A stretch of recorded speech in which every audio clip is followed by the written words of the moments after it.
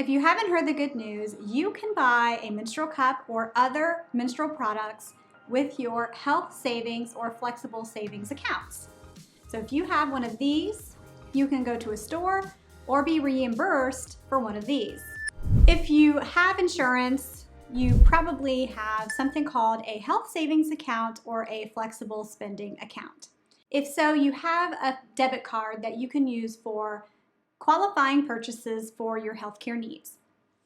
Up until very recently, that did not include period products, but after a lot of legislation attempts and lobbying, now we have the CARES Act. And in the CARES Act, in Section 3702, menstrual care and menstrual hygiene products such as tampons and pads, and yes, even menstrual cups, and it appears also period underwear, can be covered by your HSA card. So what this means is that if you need to buy a cup, or you need to replace your cup, or you need to buy tampons or pads or liners, period underwear, sponges, really anything for your period, you should be able to be reimbursed. Now, what is going to be a challenge is being able to directly use this card in a store or on a web store and purchase a menstrual cup. Now, I won't pretend to be an expert on HSA or FSA or insurance or really anything official because that is my downfall. I'm not a very good adult, but I'll state that up front. So what you'll need to do is decide where you want to purchase your cup and what kind of work you want to do to get reimbursed. If you just want to walk into a store and use your HSA card and purchase a cup, you're going to really need to go to a pharmacy like a Walgreens or a CVS. I actually went for my very first in-a-store trip since this whole COVID thing and purchased the Walgreens cup a few weeks ago with my HSA card. It was super painless. I just walked up, she scanned it, and I asked a question like, should this be covered under my card? She said it should be, and I scanned the card and it went through. So what I'm learning is that really any of the period products that are in a pharmacy just seem to be categorized in a way that if you wanted an Intimina cup or a Diva cup or this perplexing new Walgreens generic cup, any of those should be covered out of the gate. I don't know if non-pharmacy retailers have that same sort of categorization. What I have learned is that menstrual cup brands have to file certain paperwork to be in this database of products so that they can take HSA cards on their web stores. And also, I'm sure that filters down into other retailers. This also requires a fee. And so for now, it looks like there really aren't many, if any brands except for Diva Cup that have this magical HSA status.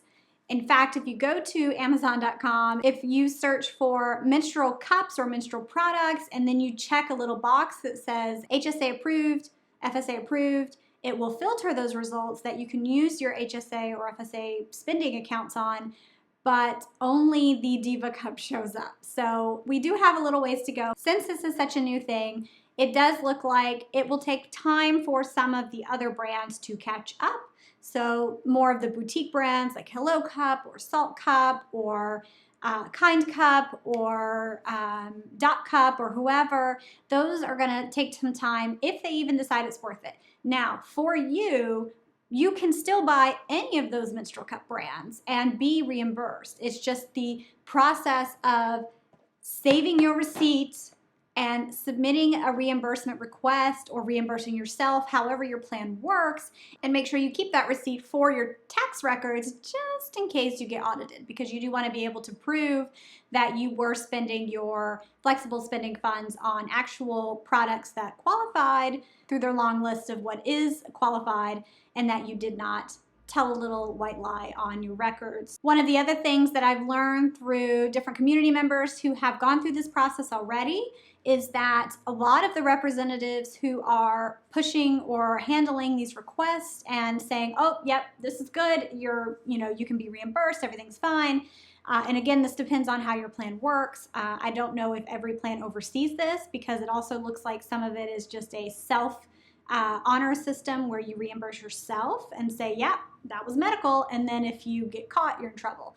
So if you have someone approving, you will want to keep a note and say Section 3702 in the CARES Act, which was passed in March, says that period products of any kind, it looks like, you know, so far even I saw Frida products like the bidet, that was covered. So it does seem like the categorization of what they're considering approved is pretty wide. So if it is a period product, then it should be approved under this act. So as long as you can argue it's a period product, point to Section 3702, you should be able to get that approved. This is really part of a larger plan in getting the taxes removed from period products, because we are taxed on, in most states still, our period products. For someone who has a period every month, who we cannot stop them, we get them for most of us every month. And you know, that is a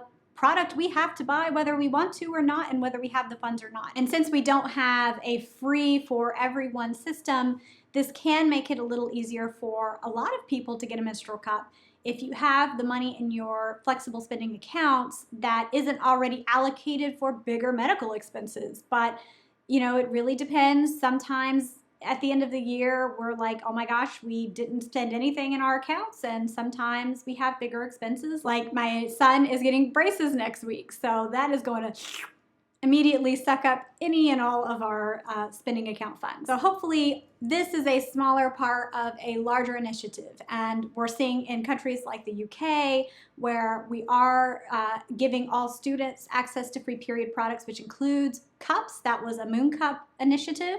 So they can get Moon Cups in the UK through their schools.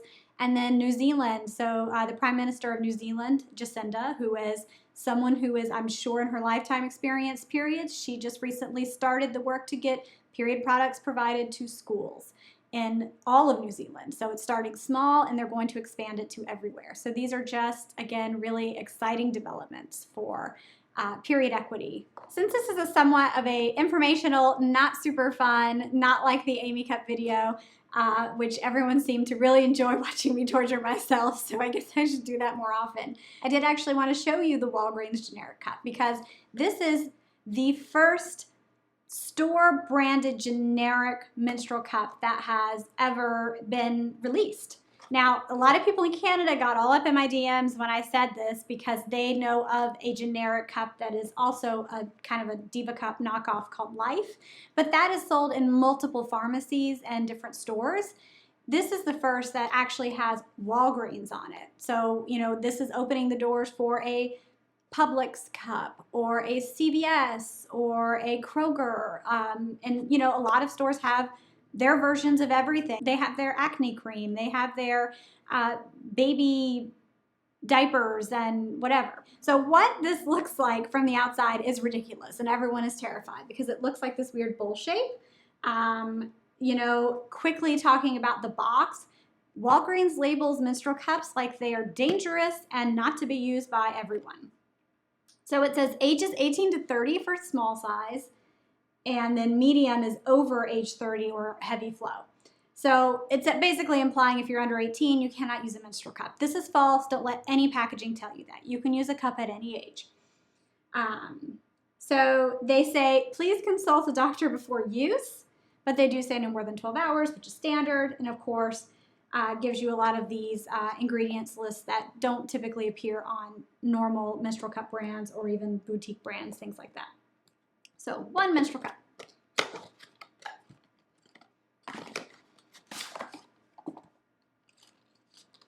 Now, here's what it looks like from this weird package design. It looks like a bowl with no stem. And this is actually what it looks like. I'll hold it against my hand. So it is just a really basic, it's that tacky, sticky silicone. That's not my favorite, but it's fine. It doesn't have a lot of capacity for the small. It says, it looks like it has a line for 15, so maybe it actually goes up to 20.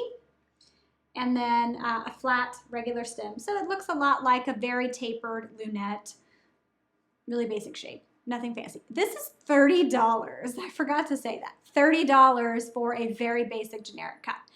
But it is, oh, there's my cat. But it is FDA cleared. It's actually on the list under the Walgreens brand name. So I expect they'll probably run some sort of coupons for it. Oh, there's my cat. I expect they'll run some sort of discount for this because it is only $10 less than Diva Cup in a Walgreens store on a shelf. So they sit side by side. And then, you know, you could get lots of brand name cups for less than $30. So you could go and get a Lena cup or a Salt cup. And all of those are going to be cheaper than this generic plain Walgreens cup. Hi, kitty. Look at my baby. She's so cute and so chunky.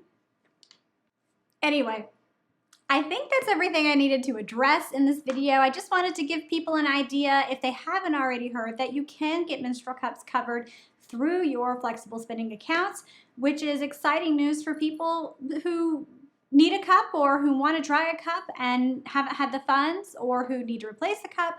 And of course, you can also use these for other period supplies. So if you need liners, or if you need to buy tampons, you know, if you have the money to burn, some people need to burn it at a certain point, maybe use it and buy products and donate to a shelter or other charities. So there's just different ways you can use this information. So I think that's it. I am rubbing my cat if it looks like my hands are doing something weird.